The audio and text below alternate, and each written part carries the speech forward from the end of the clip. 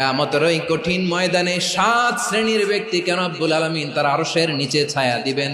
তার মধ্যে প্রথম শ্রেণীর ব্যক্তি হলো ইমামুন আদিল, যে ইনসাফের সাথে বিচার করে, যে জাস্টিস সমাজে সার্ভ করে, যে সুশাসন নিশ্চিত করে, ওই ইমামুন আদিল। আদিল শব্দটা বুঝছেন না? ইন্নাল্লাহা ইয়া'মুরু বিল আদল, পাইছেন? আদিল। 7 শ্রেণীর ব্যক্তিকে আল্লাহ তাআলা সুশীতল আরশের নিচে ছায়া দিবেন, যেদিন তার দেয়া ছায়া ছাড়া কোনো ছায়া থাকবে না।